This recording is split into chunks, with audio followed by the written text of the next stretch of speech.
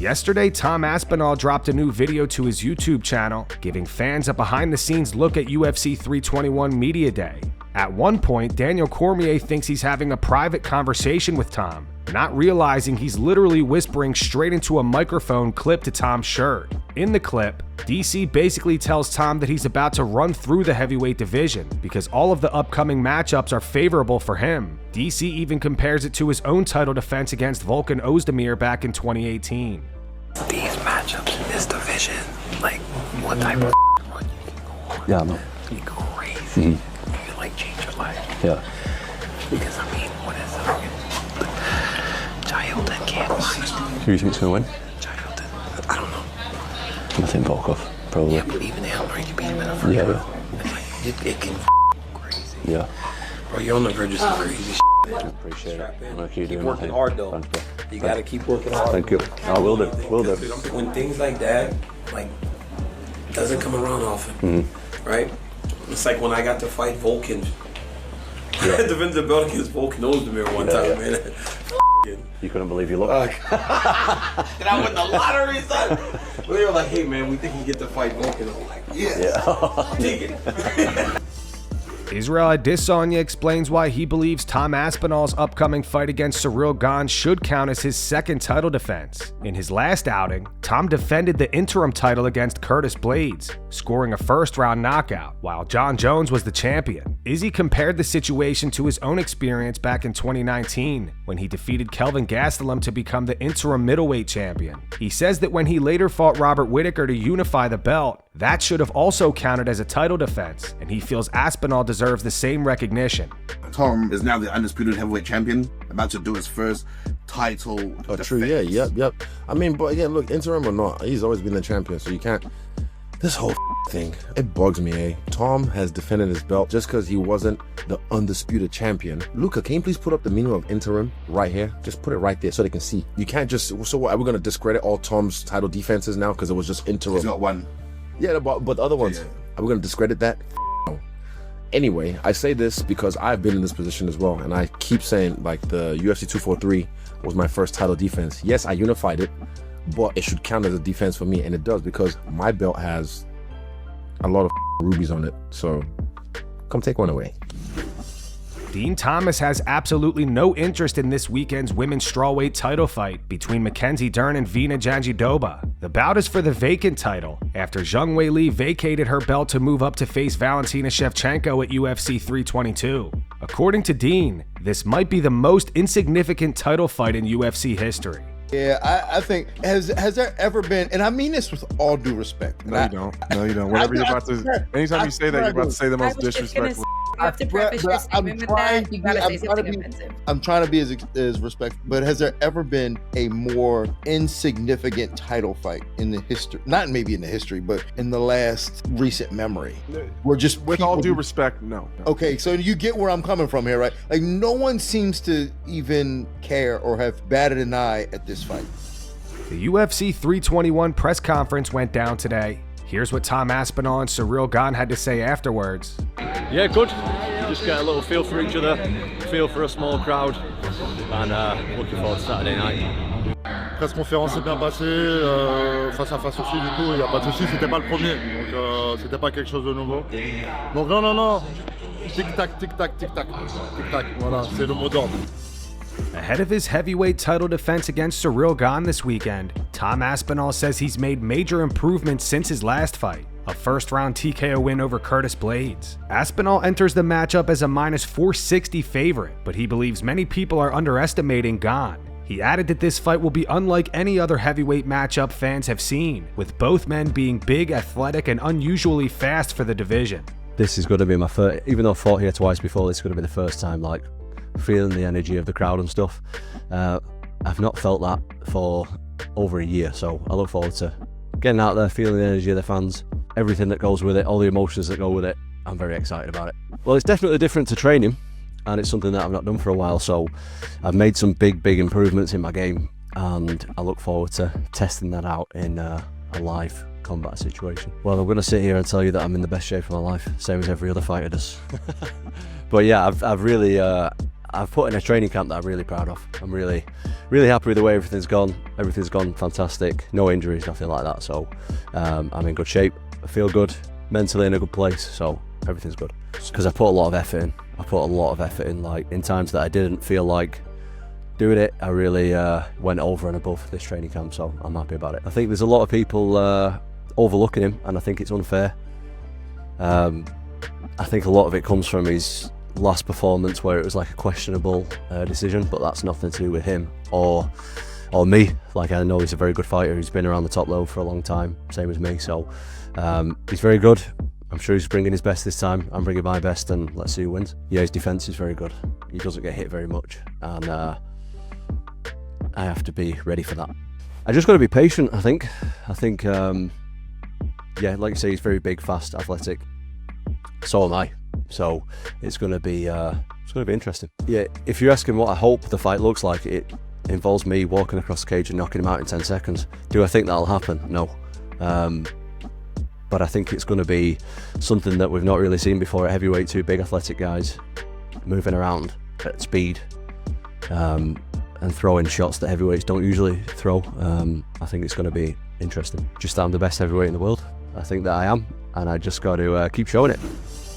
It looks like Conor McGregor gave some advice to Della Maddalena for his upcoming welterweight title defense against Islam Makhachev. Craig Jones posted this video to his Instagram. Conor's voice in the video appears to be AI generated. However, Craig claims that Conor did actually write the message himself. We got some advice from Mystic Mac.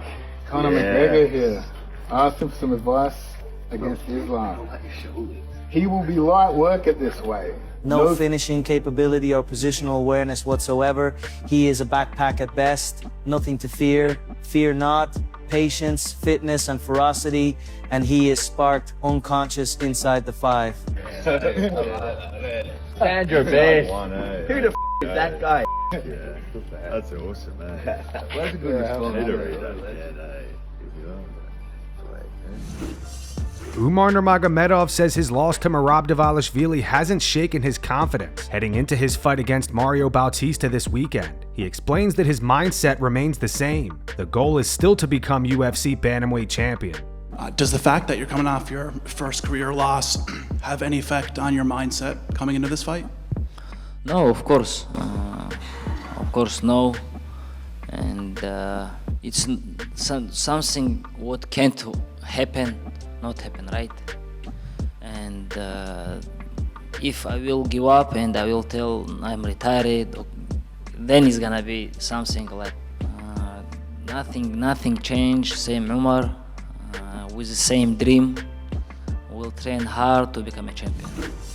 Mario Bautista believes Merab set the blueprint to beat Umar Nurmagomedov. He intends to stick to his game plan and utilize his wrestling in this fight, regardless of Umar's background. Speaking to MMA Junkie, Mario said, "No, I had Merab winning that fight.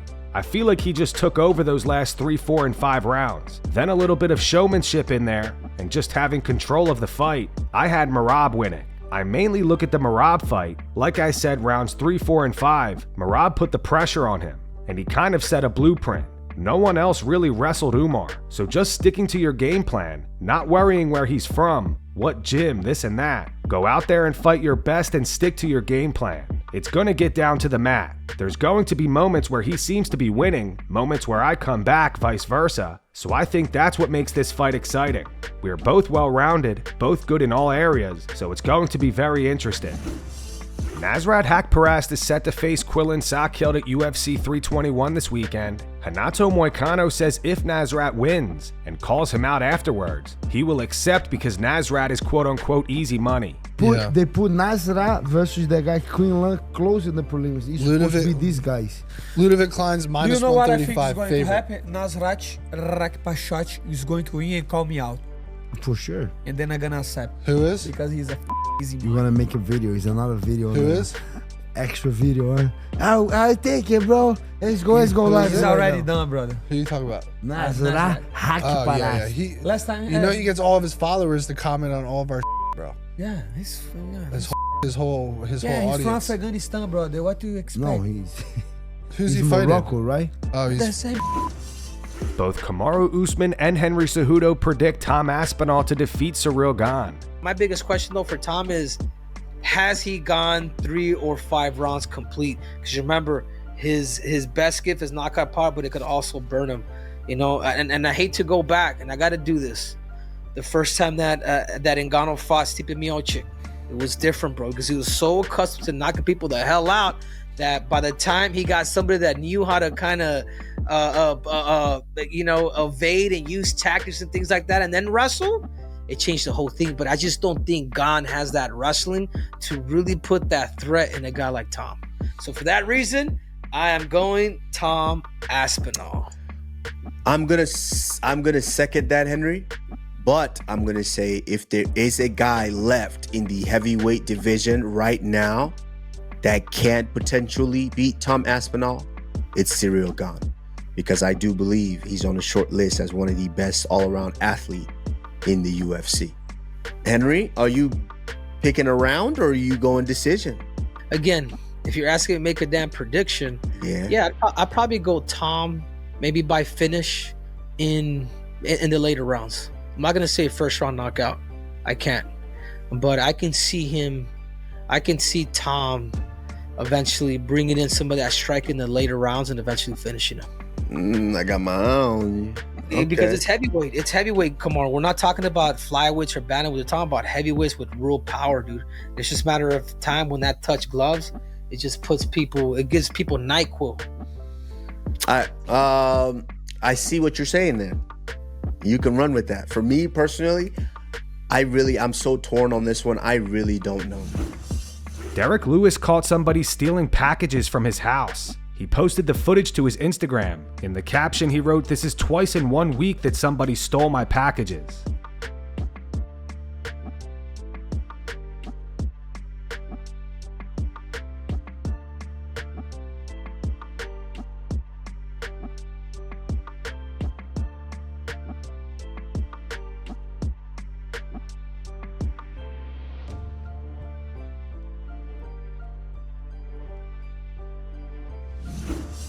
Dana White was not happy to hear that Tom Aspinall said he'd rather vacate the heavyweight title than fight his friend Ante Della. Della just made his UFC debut last month and defeated Marcin Tybura via knockout in the first round.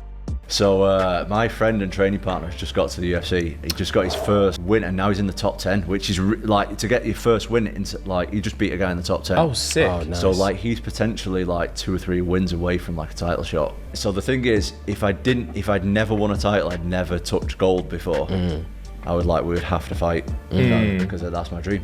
Yeah. But now I've done it, I would be like, I'll vacate it and he can have his time. I wouldn't fight him, no chance. No chance. He's one of like my genuine friends. I would never like there's some stuff to me that's like more important than like money and titles. And like I say, I've won the title. I've done that, and I've got a few more in me before he's going to be up there anyway. So, but right now I've done it. I've still got more to do, but I can do that more in the time that it he's takes climbing. him to get up. Yeah. When he's there, I'm happy to. Dana gave his response to that clip in an interview with TNT Sports today. He said, "You know what I think about that before you even ask me. I hate that. Many friends, relatives, name it, have all fought each other before. Whether you're friends with somebody or you hate somebody, you are competing against them to see who the best is. But that's his decision, you know? When you become a world champion, if he defends the title and does whatever he does, to even think about vacating it because you don't want to compete against somebody is absolutely insane.